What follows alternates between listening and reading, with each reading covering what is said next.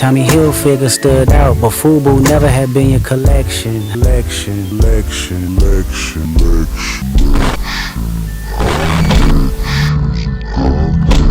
For us, by us, on the low.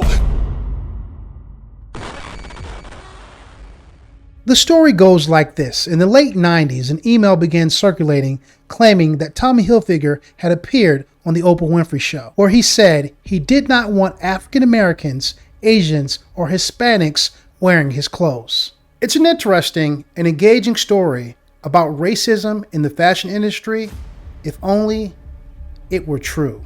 But what if I were to tell you that the rumor may have been a calculated move by a competing brand, and how a single Gap ad may hold the keys to unraveling the mystery? Konnichiwa, hajimashite, watashi no namae wa Troy desu. Nihongo benkyou shimasu. What's going on, guys? Welcome to Troy Speaks Japanese, where I talk about things that interest me. If you like this kind of content, guys, do not forget to punch that like button and kick that subscribe button for more content like this. Ikuzo. Can't get booked outside America for now. I'm out in Tokyo because I'm big in Japan. Okay, so when you think about Tommy Hilfiger, what's the first thing you think about? Prejudice. Controversy, the race thing. I don't know. I don't know. I just don't buy Tommy. Racist in the 90s. Racism. That's about it for real. It's the racist part of it, but that's it. They was on top for a while, but they fell off, man. They took a couple hits in the racism category. And it was some rumors that, to my understanding, he wasn't fair to his black workers, and after that, they kind of faded away. I think of Tommy Hilfiger, I think of Prejudice. I've always been raised not to buy his stuff because I heard he doesn't like African American people. All right. Do you remember FUBU? Yes, I do. What do you remember about FUBU? It started out being popular when it first came out. I bought some. I still like FUBU. I do. I like the way it's spelled. When I think about FUBU, I always think about the phrase "for us, by us." So I don't see it much often though. That's where it's at. Why they came out with new things? You know what I mean? Well, I've always bought Hilfiger ever since he first came out because I always felt that it was me. My image is the baggy pants, little tube tops, and I've always loved Tommy, so it's great for me to model his clothes because I really feel comfortable in it. Today, we're taking a deep dive into one of the most persistent urban legends within the fashion industry. The rumor that Tommy Hilfiger had made a racist remark on the Oprah Winfrey Show. We're not only debunking the myth, but we're also exploring a possible conspiracy on how it got started. The rumor claimed that Tommy Hilfiger had allegedly made derogatory comments about minorities on the Oprah Winfrey Show, leading to Oprah Winfrey kicking him off the show. The email circulating stated, "If I had known that African Americans, Hispanics, and Asians were wearing my clothes, I wouldn't have made them so nice. I wish those people wouldn't buy my clothes. They were made for upper-class whites." However, Tommy Hilfiger and Oprah have both stated publicly that this incident had never occurred. Oprah addressed this directly on her show, January 1999, confirming that Hilfiger had never been a guest. Let's break this down. Tommy, in the 21 years that we've been on the air, have you ever been on the show before today? Unfortunately not. Unfortunately not. This rumor has been going on, for, as far as I can tell, for at least the past decade. At least 10 years. Despite the denials, the rumor had significant impact. Hilfiger, whose brand had been embraced by hip-hop, saw backlash. The persistent urban legend painted Hilfiger as a racist, even though his designs were popular among many influential African-American artists. It really hurt my heart, and it has also been contrary to what my business motive was in the beginning. I wanted to sell a lot of clothes to a lot of people. Yeah. And a lot of different people. Yeah. Well, now this is what's interesting about the rumor. A decade ago, I heard it was just black people. Now it's expanded to Hispanics, Asians, and Jews. Let's set the record straight. Tommy Hilfiger had never appeared on the Oprah Winfrey Show around the time the rumors began. The supposed comments were entirely fabricated. This rumor was thoroughly debunked by multiple sources, including Truth or Fiction and Snopes. But I really wanted musicians and cool people to wear my brand. And what happened is the rappers in the beginning started rapping about Tommy Hill. So I thought, okay, this is incredible. In reality, Tommy Hilfiger embraced the hip-hop community, working directly with influential artists. In the early 90s, hip-hop figures like Grand Puba and Raekwon began wearing Hilfiger clothes. And this wasn't just a casual endorsement. Tommy Hilfiger engaged with these artists. You embraced Tommy's signature 90s preppy look with the colorful, oversized pieces. How did you find the brand, and what drew you to this brand? It was different. You know, it wasn't polo. It wasn't something that you normally see. And it's the first time seeing it. But the way you matched it with the sneakers and the whole thing. Oh, that's regular. You have to do that. But the thing was,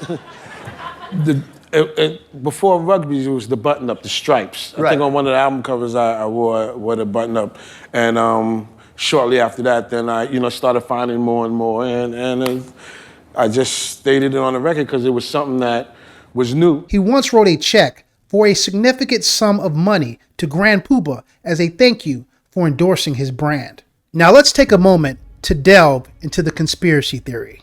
By the way, the Japanese word today is inbo, which means conspiracy. What if the rumor was deliberately started by a competing brand? In the 90s, brands like FUBU and Polo were also vying for dominance within the fashion industry, particularly within the same demographic that Hilfiger was popular with. FUBU, which stands for Us By Us, was created by Damon John and catered specifically to the hip-hop community. The brand quickly became a cultural phenomenon, representing pride and success within the African American community. FUBU's rise in the late 90s was meteoric, and it became a significant player in urban fashion. The brand was positioned as an alternative to mainstream, predominantly white-owned fashion brands like Hilfiger and Polo. GAP, gritty, ready to go, for us, by us, on the low, for us, by us, on the low. In 1997, LL Cool J made headlines with his famous Gap commercial, where he wore a FUBU hat and even slipped in "For Us, By Us" in the rap. The commercial not only boosted FUBU's visibility, but it also showed the power of subtle, strategic marketing. The commercial inadvertently increased Gap's target audience by 300%, showing the influence of hip-hop on mainstream brands. The move demonstrates how a well-placed brand endorsement can shift market dynamics. If FUBU was capable of such strategic moves, it isn't far-fetched to speculate that they could have leveraged the anonymous nature of early internet communication to spread a damaging rumor about a competitor. The Gap ad showcased how LL Cool J promoted FUBU during a commercial that was intended for Gap. The oversight by Gap executives allowed FUBU to piggyback on Gap's extensive market reach, causing a significant boost in FUBU's visibility and sales.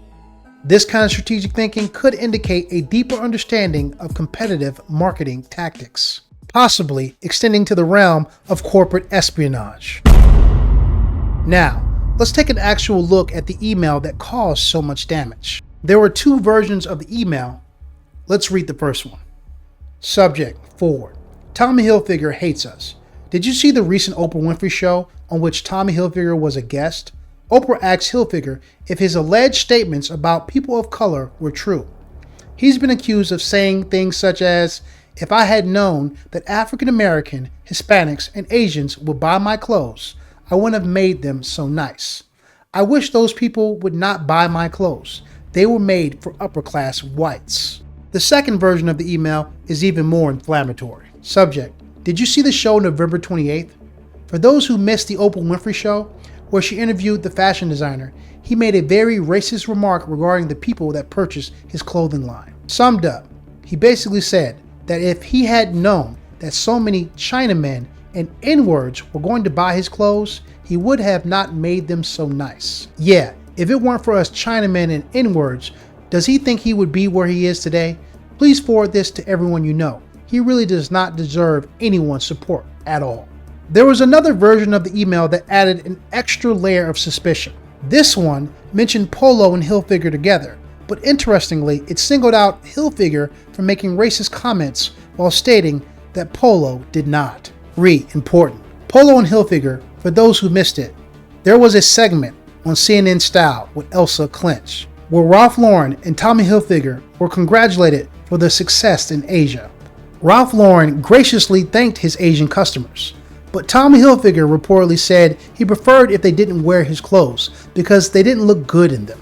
It's shocking to hear such blatant racism from a top designer. Boycott Hilfiger and support brands like Polo that respect all their customers. Could it be more than just a coincidence? Was Polo, or someone with interest in Polo, involved in spreading these rumors to tarnish Hilfiger's reputation while boosting their own? I mean, times journalists would say, "Hey, you're copying Ralph Lauren or looking like Ralph Lauren." I wanted mine to be more street, more cool. And I think that's why all the hip-hop kids started wearing the clothes in the 90s. The 90s fashion scene was incredibly competitive, with brands vying for market share in new and emerging demographics. A rumor, like the one about Hilfiger, could significantly damage a brand's reputation and shift customer loyalty. Urban legends like this can have lasting effects even when they're completely unfounded. As we've seen, the rumor about Tommy Hilfiger was just that, a rumor. But the way it spread and still even persists today shows us the power of misinformation and possibly the cutthroat nature of the fashion industry.